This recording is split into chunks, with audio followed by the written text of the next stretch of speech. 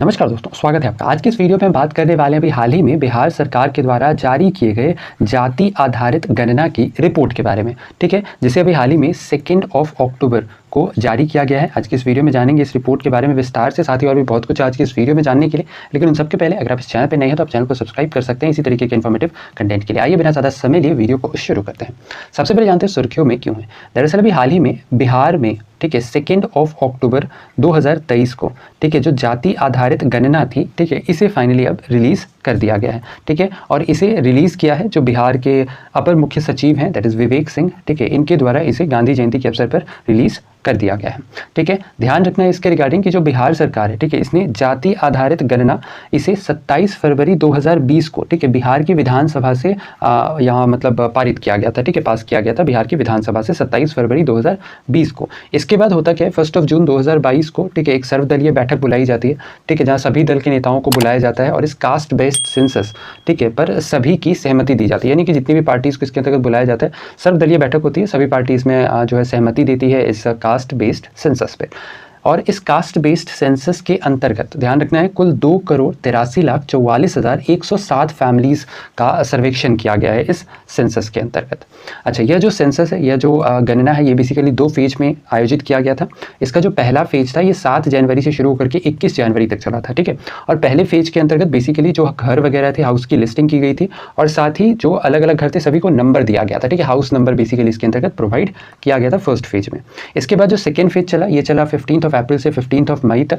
ठीक है, और इसके अंतर्गत जो डाटा कलेक्ट किया गया था वो बेसिकली लोगों के लिविंग कंडीशंस कैसी हैं, ठीक है, उनका इनकम कितना है, एक्सेट्रा एक्सेट्रा चीज़ें इसके अंतर्गत ली गई थी सेकेंड फेज के अंतर्गत। ठीक है, अब बात करते हैं इस रिपोर्ट की। इस रिपोर्ट के अंतर्गत जो सबसे पहला चीज़ निकल कर सामने आया वो ये है कि जो बिहार राज्य है, ठीक है, यहाँ पर अगर हम बात करें कौन सा वर्ग सबसे ज़्यादा है तो इसमें है अति पिछड़ा वर्ग। अति पिछड़ा वर्ग की जो आंकड़े हैं वह प्रतिशत में तकरीबन 36.01% बताई गई है। ठीक है, यानी कि जो एक्सट्रीमली बैकवर्ड क्लास है। इसके बाद आता है पिछड़ा वर्ग जो कि 27.12% है, और इस तरीके से फिर अनुसूचित जाति, अनुसूचित जनजाति, और आखिर में आता है सामान्य वर्ग जो कि 15.52% बताई गई है। इसके साथ ही इस जनगणना या जो गणना की गई थी, बेसिकली जाति आधारित गणना थी, इसके अंतर्गत बिहार की जो कुल आबादी है वह 13 करोड़ से भी ज़्यादा बताई गई है। अगर हम एग्जैक्ट फिगर की बात करें तो यह 13,07,25,310 बताई गई है इस रिपोर्ट के अंतर्गत।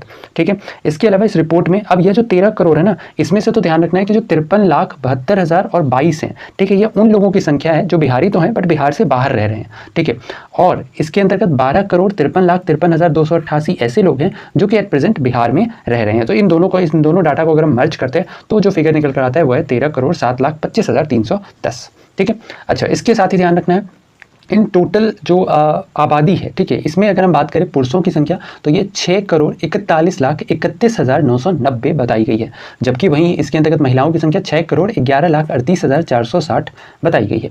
इसके अलावा अगर हम अदर्स की बात करें जो बेसिकली ट्रांसजेंडर्स वगैरह हैं तो इनकी संख्या 82,836 बताई गई है।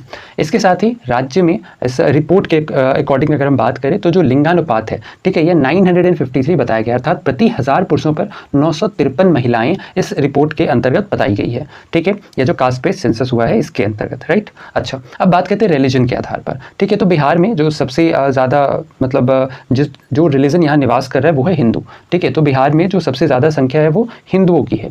ठीक है, और हिंदुओं की जो कुल संख्या है यह 10,71,92,958 है, जबकि यहाँ मुस्लिम्स की संख्या 2,31,00,000 के आसपास है। इसके अलावा क्रिश्चियंस की संख्या की हम बात करें तो ये 75,238 है। सिख यहाँ पर 14,753 है। इसके अलावा बुद्धिस्ट 1,11,201 और जैनों की संख्या 12,523 बताई गई है। साथ ही ध्यान रखना है अगर हम बात करें यहाँ पर अलग अलग कास्ट की तो इसमें बेसिकली जो यादव हैं वो सर्वाधिक बताए गए हैं बिहार में, जो कि 14.26% हैं।